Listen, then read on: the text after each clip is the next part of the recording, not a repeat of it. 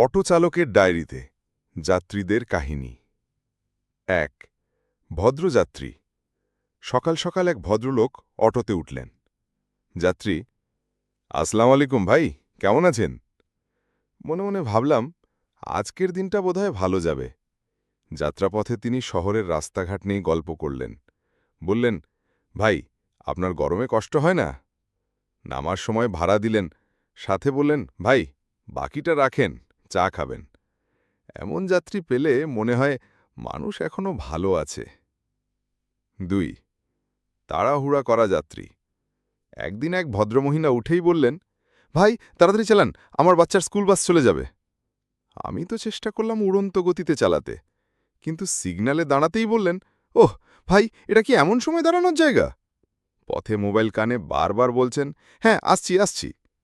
নামার সময় গুনতে গুনতে ভাড়া দিলেন, তারপরও দৌড় দিলেন। আমি তখন ভাবি, মনে হয় শুধু গাড়ি না, রকেটও চালানো শিখে ফেলতে হবে। ৩ দরদামকারী যাত্রী। বাজারের সামনে এক ভাই দাঁড়িয়ে। যাত্রী: কত নেবেন? আমি: ৩০ টাকা। যাত্রী: ২৫ দান না ভাই, এত দূর না।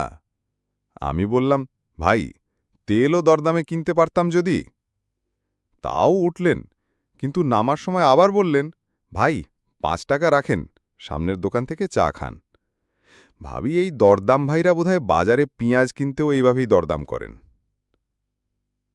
৪ গল্পপ্রিয় যাত্রী।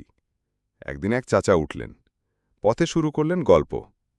এই রাস্তাটা আগে কেমন ছিল জানো? এখানে ধান ক্ষেত ছিল। তারপর রাজনীতি, খেলা, আবহাওয়া সব একসাথে চলতে লাগল। আমি মাঝে মাঝে শুধু হুম বলে যাচ্ছি। গন্তব্যে পৌঁছে চাচা বললেন, আরে, এত তাড়াতাড়ি চলে এলাম নাকি? মনে মনে ভাবলাম, চাচা, রাস্তাটা না, আপনার গল্পটাই ছোট হয়ে গেছে। ৫ বিরক্ত যাত্রী।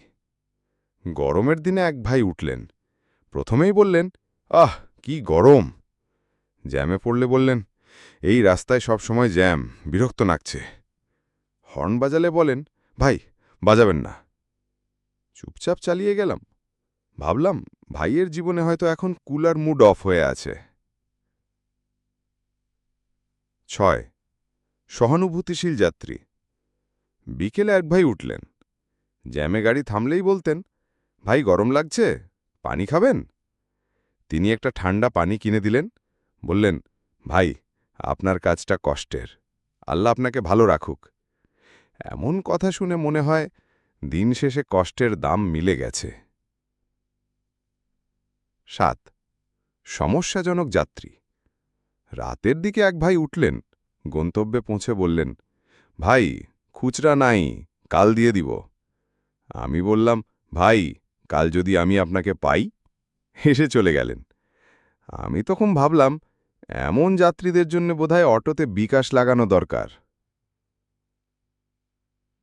শেষ কথা, যাত্রীদের চরিত্র যেমনই হোক, হাসি, রাগ, দরদাম বা গল্প, প্রতিদিনই নতুন অভিজ্ঞতা যোগ হয় অটো চালকের ডায়েরিতে।